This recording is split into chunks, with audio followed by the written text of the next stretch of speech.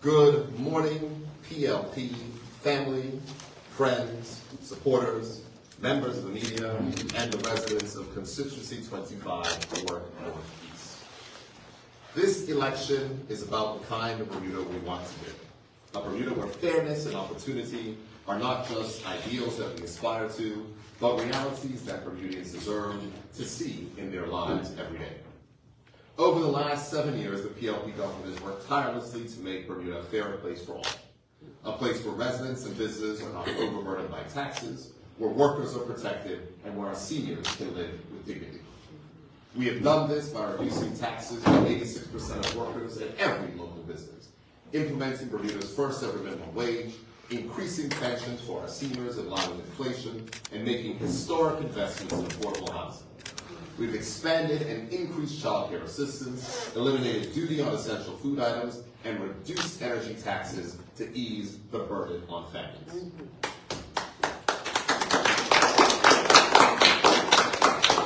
These are not just promises kept, but tangible steps that we have taken to begin building a fair Bermuda. However, our work is not yet done. We must continue to do what is necessary to ensure that no Bermudian is left behind. To do this, we need a team of leaders with a track record of delivering positive change and uplifting those around them.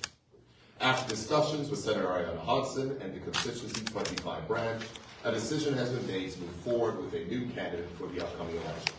While Senator Hodgson will not contest the seat on behalf of PLP, we sincerely thank her for her work, her commitment to public service, and her work for Bermuda and the Bermuda Progressive Labor Party, and look forward to her contributions in the future.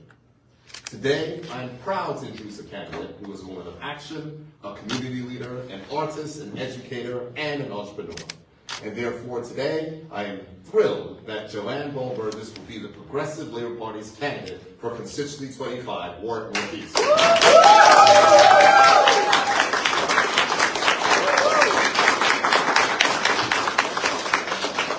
Joanne's journey is both inspiring and deeply rooted in service to others. Born and raised in Warren, Joanne is a proud Bermudian who has dedicated her life to empowering young people, preserving our culture, and using creativity as a tool for education and transformation. Her educational achievements include a Bachelor of Arts in History and Philosophy from Oral Roberts University and a Master's in Education and Organizational Management from Endicott College. Joanne's career has taken her around the world, where she has used her expertise and passion to uplift others. In Kenya, she founded the Cottage School, an interdisciplinary educational institution that integrated STEM, life sciences, and the performing arts. Her commitment to empowering youth was also evident during her time in Papua New Guinea, where she developed education programs focusing on performing arts and therapeutic movements to support underserved communities. Since returning to Bermuda, Joanne has continued her passion for education and community engagement. She has authored best-selling children's books, advanced environmental educational programs for young people, and launched Bermuda's first Young Reporters for the Environment competition. Additionally, Joanne has served as the lead for communication engagement in the Ministry of Education's Education Reform Unit, where she worked to strengthen public engagement and ensure critical initiatives were effectively communicated. But more than her impressive resume, Joanne is the proud mother of 3 boys who inspire her to work for a brighter future for them and Bermuda's future generations.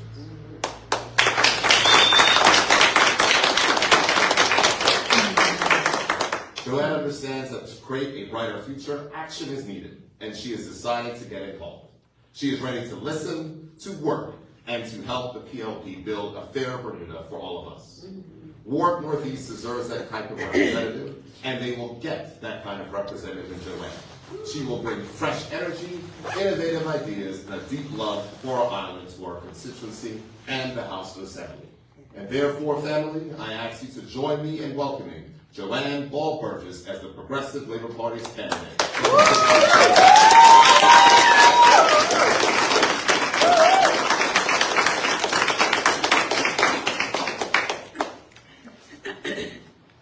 Thank you to the PLP family, the Honorable Premier, and the Honorable Deputy Premier, Mr. Walter Bain, for placing your faith in me as a candidate Your trust and support means so much to me.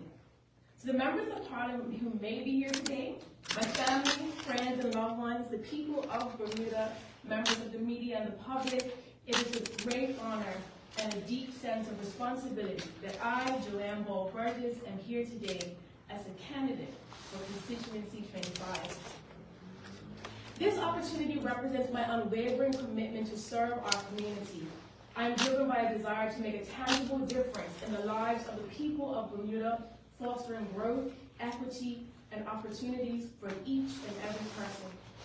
I grew up in Warwick or Mar Lane, where every day was an adventure. Evening swims at Surfside, selling snowballs with friends on Orge Road, skating down Spring Hill, and running through the tracks near Bright Temple Church filled my childhood with joy and discovery. Picking loquats and cherries, attending brownies and girl guides at Cedar Hill, and rescuing the occasional stray cat were all part of the magic of growing up in our neighborhood. One of my mother's favorite stories captures the spirit of my childhood perfectly. A parent once approached her, concerned because her daughter was overwhelmed with the lines she had to learn for play. My mother, puzzled, asked, "What play?" It turned out that I had gathered the neighborhood kids, handwritten scripts for everyone, and convinced them to perform a play for the parents. Even then, I had a knack for bringing people together, organizing, and making things happen. So, Warwick Northeast is not just my constituency, it is my extended home. Born and raised in Bermuda, I have a deep love and understanding of our island's culture, history, and community values. Having lived and worked in 4 countries, I also bring a global outlook that has shaped my ability to approach challenges with creativity and innovation. In 2009, I authored and published the best-selling book, The Lizard and the Rock. In 2016, I founded a cottage school in Nairobi, Kenya, a micro school that emphasized arts integration in education. Both experiences demonstrate my commitment to fostering literacy, celebrating local culture, and designing educational opportunities that inspire growth and development. These values also reflect my dedication to support my constituents and the PLP in building a future that uplifts every member of our community. I have always cared deeply for those on the margins of society, but this focus became even more personal after one of the most harrowing experiences of my life.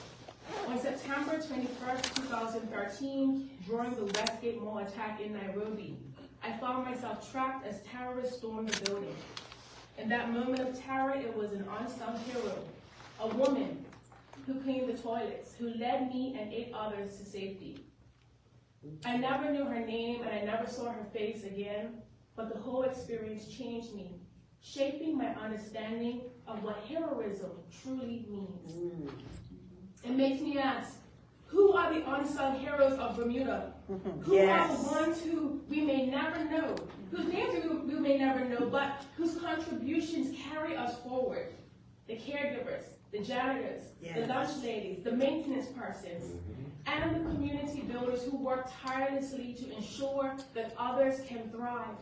These are the people who quietly shape the fabric of our communities, and their efforts are essential and invaluable to the well-being of our society. My most recent assignment in my role in communications and engagement in education reform strengthened my understanding of the unsung heroes of education in Bermuda. The teachers, the department staff, the support staff, the ERU leads, counselors, and others who navigate complex systems and advocate for the needs of students, parents, and educators alike. While there have been some successes, it is clear that implementation must improve. For the sake of the marginalized communities and future generations, I am committed to working with the PLP, bringing my voice and expertise to ensure that we achieve transformative and lasting progress. We owe it to these unsung heroes who are making untold sacrifices, as well as future generations, to get it right. As I sit here today, I am deeply mindful of the concerns facing our community. The high cost of living, housing, access to adequate health care, gang violence, domestic abuse and violence, care for the seniors, and may I add, that the seniors will not be forgotten. All right. Since moving back, like many of you, I've navigated the challenges of raising a family, managing in a volatile economy, and ensuring that our children have the tools that they need to thrive. I recognize that I am a new candidate, and I'm ready to get out on the doorsteps to meet the people of C25. It is important for me to listen to your concerns and truly understand the issues that matter to you most. I want to create and continue the dialogue way beyond February 18th, building an ongoing relationship that ensures that your voices are not only heard, but reflected in action.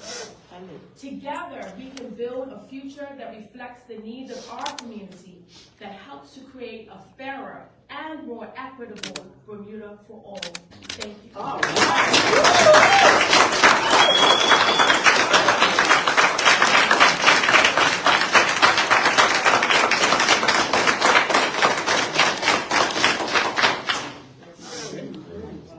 We will happily take questions from media. Before we go, I just want to say it's inspiring, and it is amazing to have this part of the team. Thank you for stepping forward, and you are strengthening, without question, the PLP's fabric. Yes.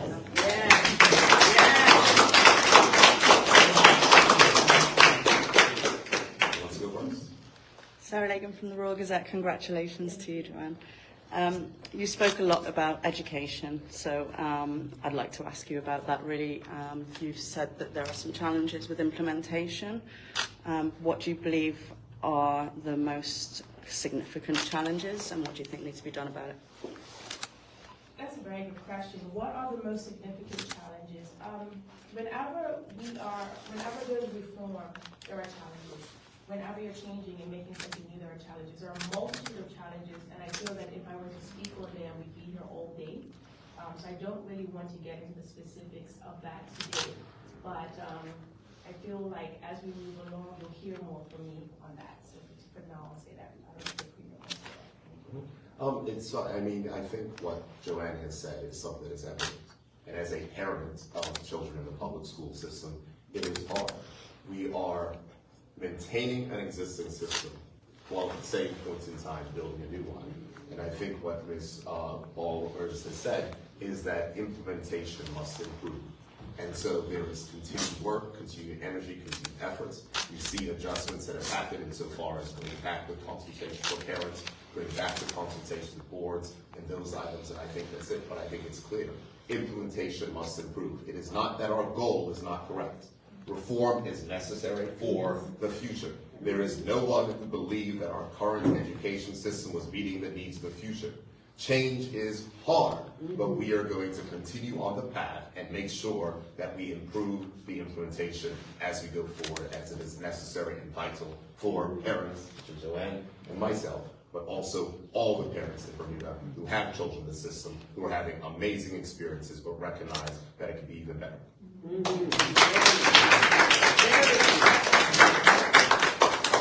And are you able to comment on the Innovation Unit and how you feel that their performance has been along this process? That's way above my jurisdiction. Even as a communications and engagement lead, that was never in my pay scale. I'm joking. No, actually, that's not what we're here to talk about today. But I feel like that information has been shared and continues to be shared as we move along. And I guess now you are a candidate that might become more, you might become more involved in that going forward.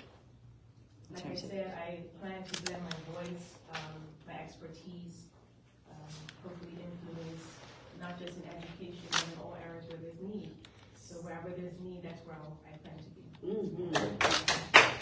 And in terms of the priorities for your constituency, can you sort of give some details on the priorities there? Sure. I mean, the priorities, the concerns of the constituency often mirror the concerns of the whole country. As I mentioned, I'm a new candidate, and so I have not gotten up and close and personal yet. But literally, this evening, the constituents can look forward to seeing me on their doorsteps. And as I do that, I will be listening to learn and to understand the up and close personal needs that they have. And can I just finally ask, Why now? Why are you putting yourself forward now? Why not? That's a very good question. It's something that I thought I would pursue in the next 5 to 10 years. And I often feel that sometimes our timelines are a little bit off. We think I'll do that when everything is perfect, when everything is wonderful. I'll do that when I reach this milestone. And sometimes life has a way of letting you know that you're here, right now. All right. Okay, I'll let my colleague. Okay.